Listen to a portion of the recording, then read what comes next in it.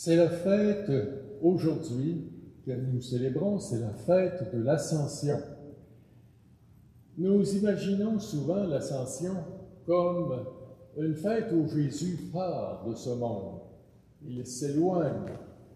Pourtant, il est avec nous plus que jamais. Il l'a promis d'ailleurs. Quand 2 ou 3 sont réunis en mon nom, je suis là au milieu d'eux.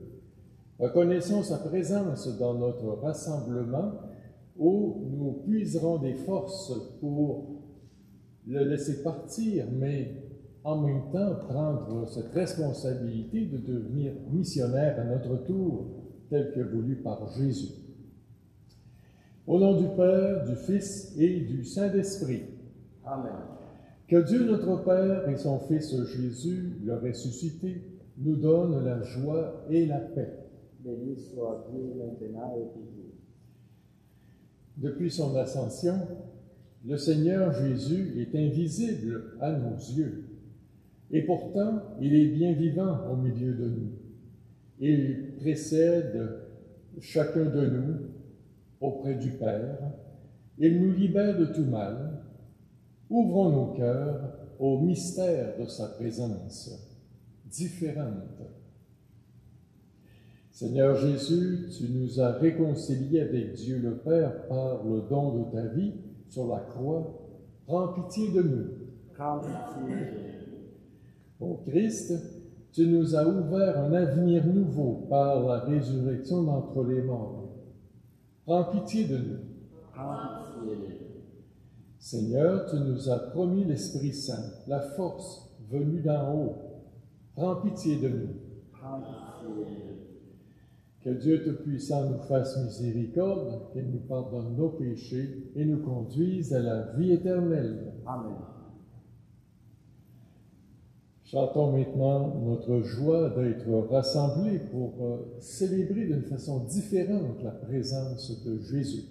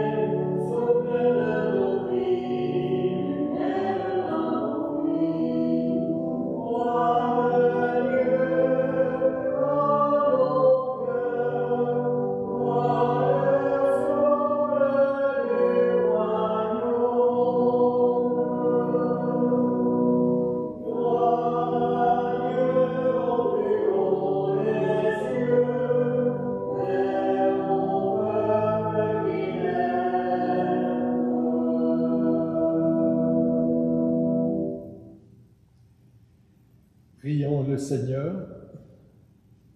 Dieu qui élève le Christ au-dessus de tout, ouvre-nous à la joie et à l'action de grâce, car l'ascension de ton Fils est déjà notre victoire.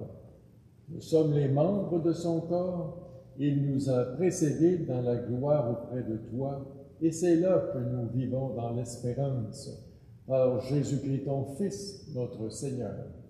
Amen.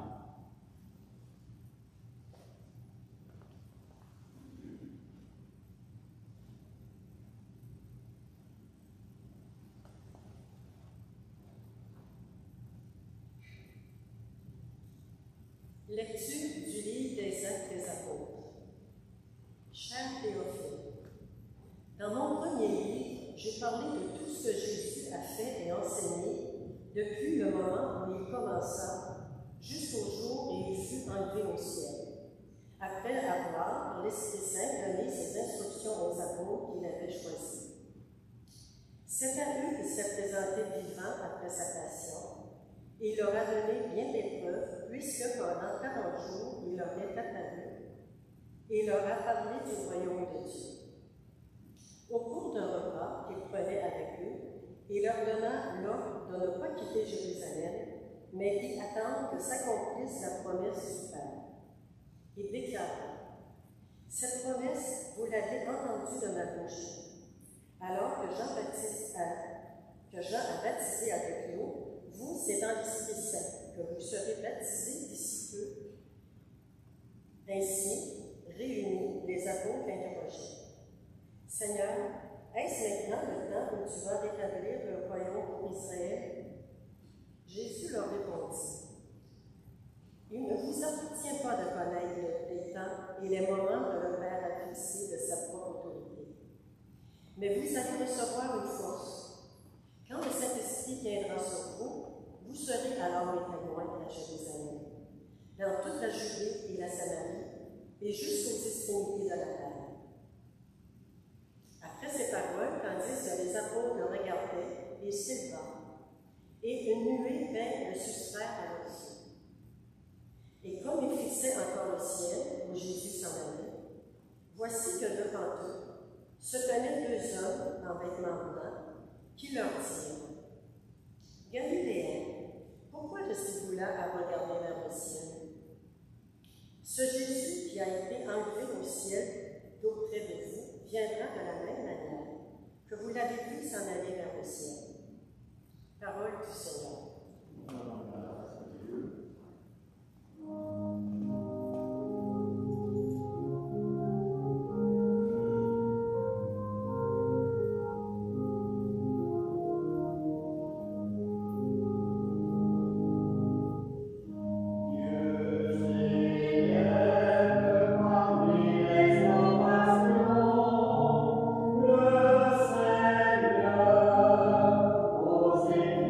You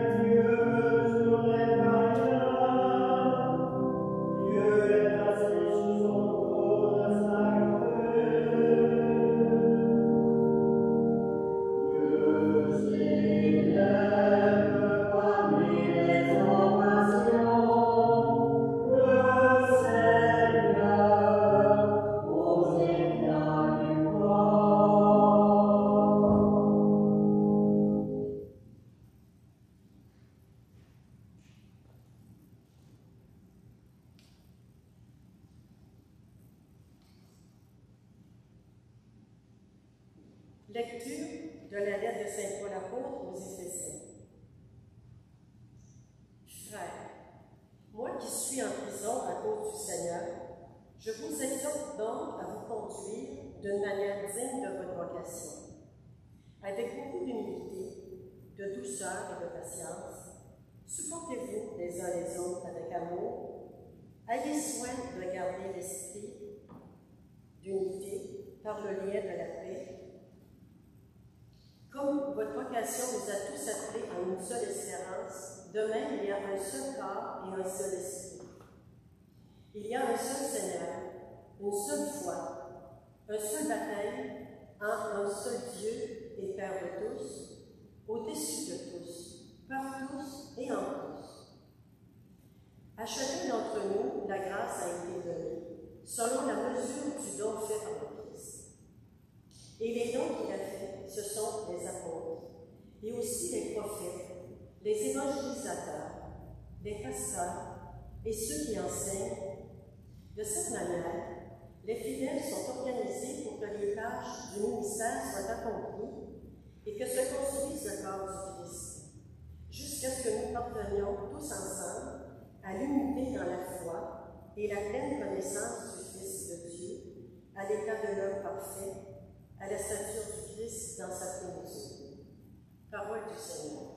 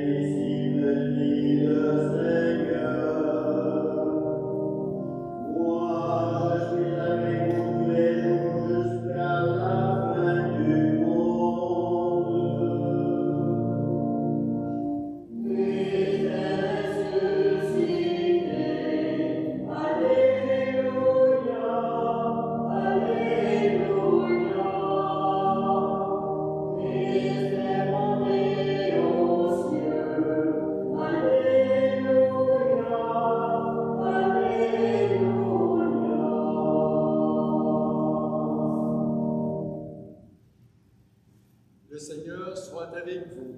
Et avec ton esprit.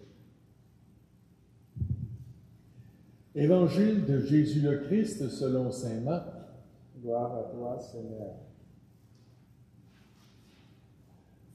En ce temps-là, Jésus ressuscité se manifesta aux 11 apôtres et il leur dit : Allez dans le monde entier, proclamez l'Évangile à toute la création. Celui qui croira et sera baptisé sera sauvé. Celui qui refusera de croire sera condamné. Voici les signes qui accompagneront ceux et celles qui deviendront croyants. En mon nom, ils expulseront les démons. Ils parleront en langue nouvelle. Ils prendront des serpents dans leurs mains et s'ils boivent un poison mortel, il ne leur fera pas de mal. Ils imposeront les mains aux malades et les malades s'en trouveront bien. Le Seigneur Jésus, après leur avoir parlé, fut enlevé au ciel. Il s'assit à la droite de Dieu le Père. Quant à eux, ils s'en allèrent proclamer partout l'Évangile. Le Seigneur travaillait avec eux et confirmait la parole par des signes qui l'accompagnaient. Acclamons cette parole du Seigneur. Gloire à toi, Seigneur.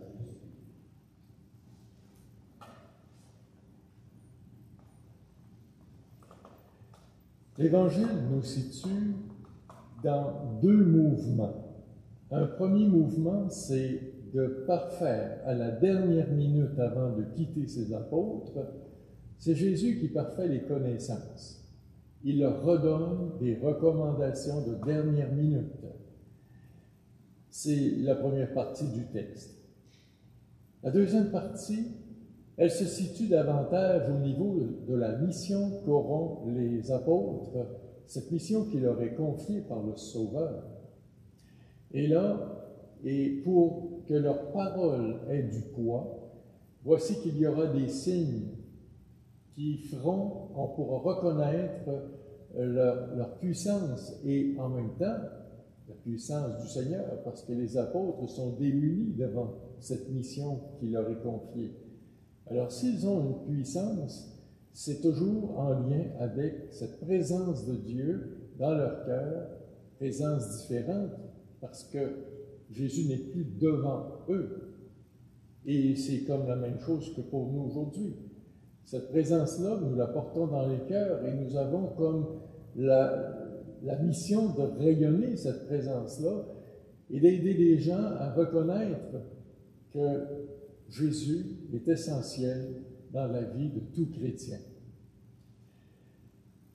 Je prendrai un exemple de la vie quotidienne pour comprendre un peu le phénomène de l'ascension du Sauveur. Quand on perd une personne qu'on aime, partir parce que la personne est décédée, alors il y a comme ce grand vide qui se produit. Et ce vide-là, c'est un peu ce que ressentaient les apôtres dans l'immédiat entre l'ascension et la Pentecôte. Les apôtres sont comme démunis et ils se posent bien des questions sur comment ils vont donner suite à cette mission que le Seigneur leur a confiée. Puis ensuite, ce qu'on trouve dans ce climat-là, c'est qu'après que les apôtres se sont rassemblés, c'est un peu comme si c'était la première Église où on se rassemble pour prendre des décisions et ensuite on se lance. La semaine prochaine, avec la fête de la Pentecôte, on verra que l'Esprit Saint est essentiel pour réaliser la promesse du Sauveur. Dans notre mission, on ne peut pas dire n'importe quoi, puis on ne peut pas agir de n'importe quelle façon. C'est toujours sous le mouvement de l'Esprit que nous sommes invités à agir au nom de Jésus. Durant son ministère, Jésus avait laissé entrevoir cette proximité avec son Père, la première chose, dans tous ces moments de prière qu'il vivait, retiré, même des apôtres, retiré en montagne très souvent. Et en même temps, il nous disait que cette familiarité, ce serait un peu le modèle qu'il nous donnait pour qu'à notre tour, nous puissions avoir cette intimité avec le Seigneur avant d'essayer de créer une intimité avec les gens qui nous sont confiés dans nos communautés. On voit aussi à travers tout cela que l'ascension, les disciples saisissent plus profondément le mystère de la personne de Jésus. Tant que Jésus est avec eux, et c'est la même chose que quand un défunt était avec nous, nous faisons le tour d'une personne, nous la saisissons d'une certaine façon, mais nous prenons toute son importance, nous découvrons tous cette importance de la personne quand elle n'est plus là. Parce qu'on prend conscience de tout ce qu'elle était comme présence, une présence pleine, active, quand il s'agit bien sûr de quelqu'un qui est proche de nous. On pourrait regarder aussi les apôtres avec leur préoccupation immédiate. Quand Jésus leur annonçait son départ, ils étaient davantage préoccupés par leurs besoins immédiats. Et souvent, c'est notre cas. Nous voulons nous assurer d'avoir une sécurité financière, une sécurité relationnelle avec des personnes autour de nous. Les apôtres étaient pareils. Et les apôtres, ils ont pris conscience que tout cela, c'était un peu plus secondaire Il fallait aller absolument se nourrir à la présence de Dieu, comme Jésus l'avait fait. Et ce qui me permet de prendre conscience que quand on néglige cette présence-là, on peut dévier dans toutes les directions. Regardons par exemple les conflits qui existent actuellement, puis on reçoit quand même occasionnellement des nouvelles du Myanmar, qui est un petit pays où c'est vraiment, présentement, ces jours-ci, c'est vraiment là, la catastrophe, pas juste financière, c'est qu'il n'y a plus personne qui est en sécurité dans ce pays-là, parce que c'est l'armée qui domine et qui ne tolère aucune opposition. Jésus vient nous dire que si on oublie le commandement de l'amour, si on oublie d'être proche du Père et proche des autres, nous risquons de devenir un peu comme ce peuple actuellement sur cette terre. Enfin, le départ de Jésus donne l'occasion aux apôtres de se mettre en marche, d'être responsables. Leur responsabilité, ce sera d'aller dans le monde entier annoncer la bonne nouvelle du Christ ressuscité. Et les premiers temps, c'était relativement difficile pour les apôtres. À Jérusalem, ils ont été chassés des synagogues, ils ont été éloignés du temple, ils ont été chassés même du pays, ils ont dû quitter pour leur sécurité. Vous voyez comment, même à travers les siècles, annoncer Jésus-Christ, c'est toujours un peu comme un défi, c'est toujours difficile. Alors, depuis l'Ascension, nous ne sommes pas laissés à nous-mêmes. Nous avons cette présence de Jésus, cette force qui nous permet de continuer d'avancer avec courage et de dire « Jésus, pour moi, c'est un modèle, j'ai à l'imiter. » Amen.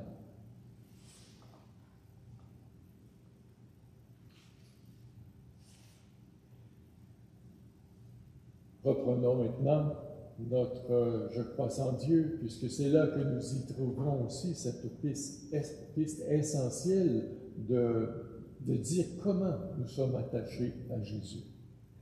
Je crois en un seul Dieu, le Père Tout-Puissant, Créateur du ciel et de la terre, et en Jésus-Christ, son Fils unique, notre Seigneur, qui a été conçu du Saint-Esprit, est né de la Vierge Marie, a souffert sous Ponce Pilate, a été crucifié, est mort, a été enseveli, est descendu aux enfers, le troisième jour est ressuscité des morts, est monté aux cieux, est assis à la droite de Dieu le Père Tout-Puissant, d'où viendra juger les vivants et les morts.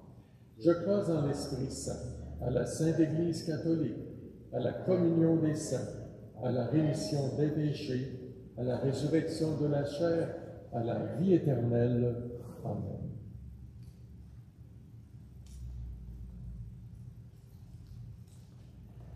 Le Seigneur Jésus, le Fils de Dieu et notre frère, nous précède dans la gloire divine, mais il ne nous abandonne pas.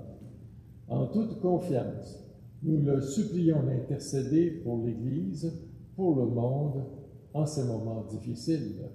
Après chaque intention, nous pouvons reprendre « Seigneur, nous mettons notre confiance en toi. » Pour toutes les communautés chrétiennes, répandues partout sur la terre, afin qu'elles témoignent de l'Évangile avec audace et joie, prions le Seigneur. Seigneur, nous mettons notre confiance en toi. Pour les gens qui travaillent dans les communications, par la presse, la radio, la télévision et l'Internet, afin qu'ils aient le souci de faire connaître les personnes et les événements qui rendent notre monde meilleur, prions le Seigneur. Seigneur, nous mettons notre confiance en toi. Pour tous ceux et celles qui souffrent d'une séparation, d'un deuil, d'une absence, afin qu'ils se sentent aimés et reconnus dans la société et dans l'Église, prions le Seigneur. Seigneur, nous mettons notre confiance en toi. Pour les victimes des guerres et des conflits politiques, se dévoue à la cause de la paix et de la justice. Afin qu'elle soit soutenue et encouragée, prions le Seigneur. Seigneur, nous mettons notre confiance en toi. Pour notre communauté, afin qu'elle manifeste par son unité et son dynamisme la présence de Jésus ressuscité, prions le Seigneur. Seigneur, nous mettons notre confiance en toi. Seigneur notre Dieu, toi qui ouvres à tous les humains le chemin de la vie éternelle, insuffle-nous ton esprit, cette force qui vient d'en haut, pour que nous soyons des témoins heureux de l'invisible. Ici et jusqu'aux extrémités de la terre, nous te le demandons par Jésus le Christ, qui vit avec toi pour les siècles des siècles. Amen.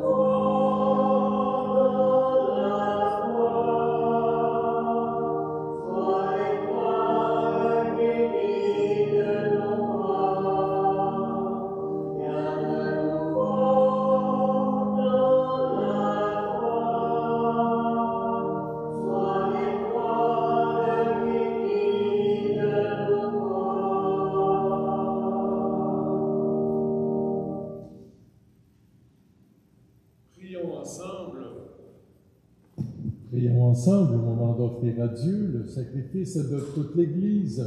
Pour la gloire de Dieu et le salut du monde. Seigneur, nous te présentons humblement ce sacrifice pour fêter l'ascension de ton Fils auprès de toi. Que cet échange mystérieux nous fasse vivre avec le Christ ressuscité, lui qui règne avec le Père et le Saint-Esprit maintenant et pour les siècles des siècles. Amen. Le Seigneur soit avec vous. Et avec ton esprit. Élevons notre cœur. Nous les tournons vers le Seigneur. Rendons grâce au Seigneur notre Dieu. Cela est juste et bon. Vraiment, il est juste et bon de te rendre gloire, de t'offrir notre action de grâce toujours et en tout lieu. À toi, Père très saint, Dieu éternel et tout-puissant, par le Christ notre Seigneur. Car il s'est manifesté après sa résurrection en apparaissant à tous ses disciples. Et devant leurs yeux, il est monté au ciel pour nous rendre participants de sa divinité. C'est pourquoi le peuple des baptisés rayonnant de la joie pascale exulte par toute la terre, tandis que les anges dans le ciel chantent sans fin l'hymne de ta gloire.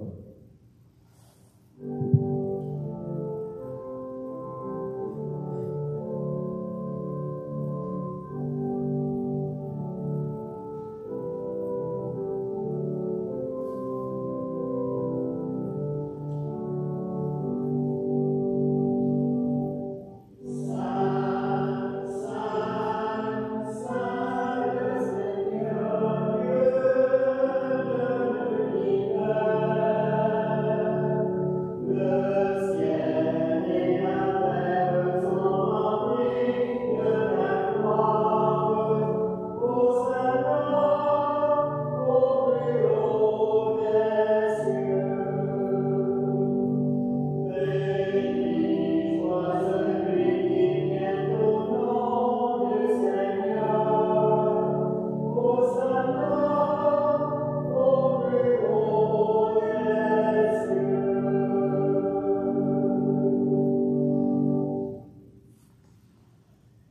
Toi qui es vraiment saint, toi qui es la source de toute sainteté, nous voici rassemblés devant toi. Et dans la communion de toute l'Église, en ce premier jour de la semaine, nous célébrons le jour où le Christ est ressuscité d'entre les morts. Par lui que tu as élevé à ta droite, Dieu notre Père, nous te prions. Sanctifie ces offrandes en répandant sur elles ton esprit, qu'elles deviennent pour nous le corps et le sang de Jésus le Christ, notre Seigneur. Au moment d'être livré et d'entrer librement dans sa passion, il prit le pain. En te rendant grâce, il le bénit, le rompit, le donna à ses disciples en disant « Prenez et mangez-en tous, ceci est mon corps livré pour vous. »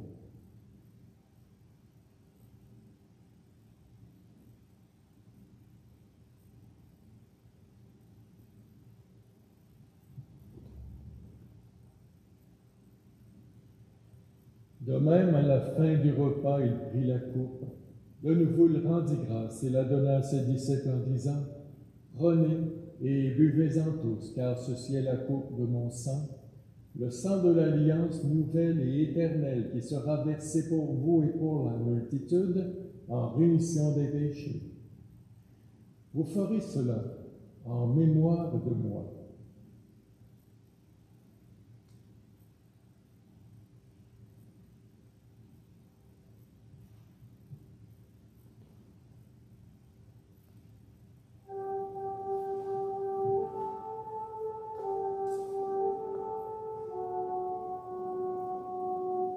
Quand nous mangeons ce pain et buvons à cette coupe, nous célébrons le mystère de la foi. Nous appelons ta mort, Seigneur ressuscité, et nous attendons que tu viennes.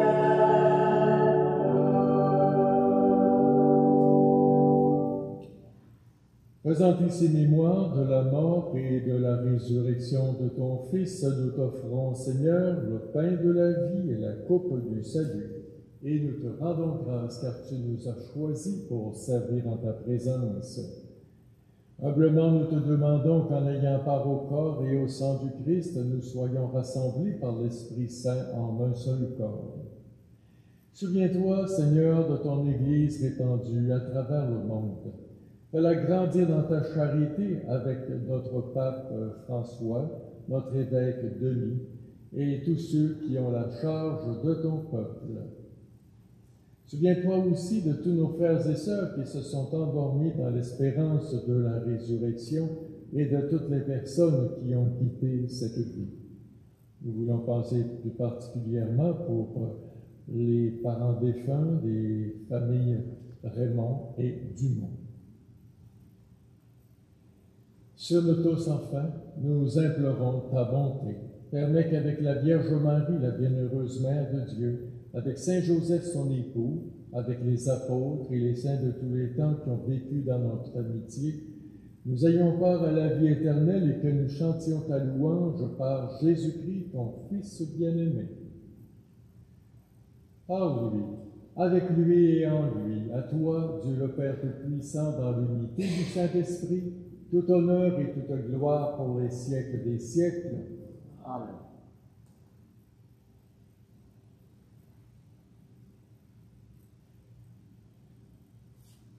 Avant de partir, Jésus a voulu que les apôtres deviennent vraiment des responsables dans cette Église. Et aujourd'hui, en priant Dieu notre Père, nous continuons de marcher sur ces traces de Jésus. Et nous voulons tous, comme baptisés, être responsables. Donc, reprenons cette prière de soutien de la part de Dieu notre Père. Notre Père qui es aux cieux, que ton nom soit sanctifié, que ton règne vienne, que ta volonté soit faite sur la terre comme au ciel. Donne-nous aujourd'hui notre pain de ce jour. Pardonne-nous nos offenses, comme nous pardonnons aussi à ceux qui nous ont offensés. Et ne nous laisse pas entrer en tentation, mais délivre-nous du mal. Délivre-nous de tout mal, Seigneur, et donne la paix à notre temps. Par ta miséricorde, libère-nous du péché. Rassure-nous devant les épreuves en cette vie où nous espérons le bonheur que tu promets et l'avènement de Jésus-Christ, notre Sauveur. Car c'est à toi qu'appartient le règne, la puissance et la gloire, pour les siècles des siècles. Seigneur Jésus-Christ, tu as dit à tes apôtres, je vous laisse la paix, je vous donne ma paix. Ne regarde pas nos péchés, mais la foi de ton Église. Pour que ta volonté s'accomplisse, donne-lui toujours cette paix et conduis-la vers l'unité parfaite, toi qui règnes pour les siècles des siècles. Amen. Que la paix du Seigneur soit toujours avec vous. Et avec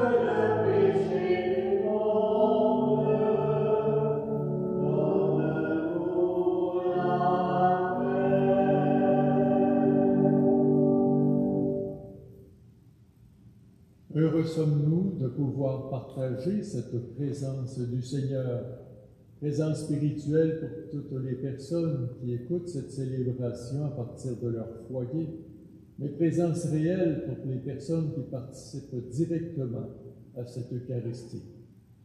Voici l'agneau de Dieu qui enlève le péché du monde. Seigneur, je ne suis pas digne de te recevoir, mais dis seulement une parole et je serai guéri.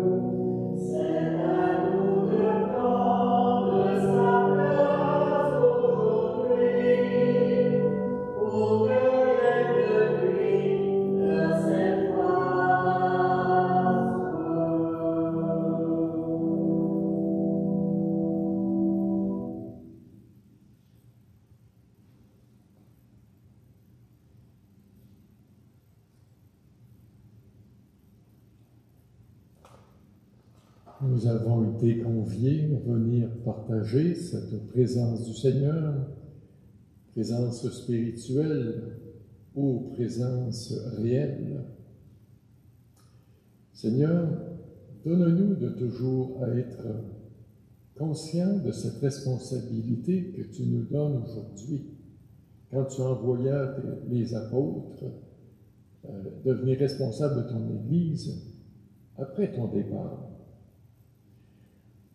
Donne-nous aussi cette fierté de continuer d'être chrétiens à travers cet isolement que nous vivons actuellement au Témiscouata et dans l'Est du Québec. Donne-nous aussi d'être conscients que notre présence, notre façon d'être, de t'aimer, de servir nos frères et sœurs, alors nous devenons, par cette présence, signe visible de ton amour pour nous.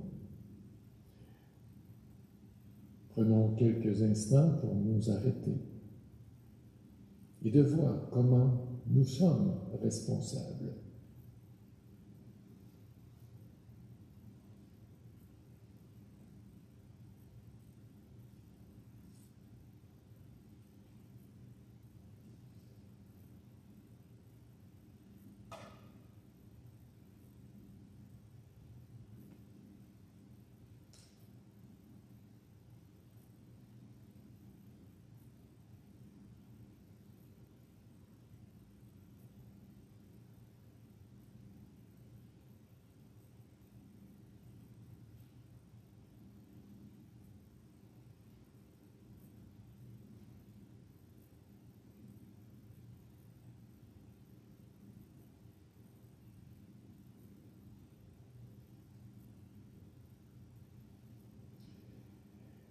Prions le Seigneur.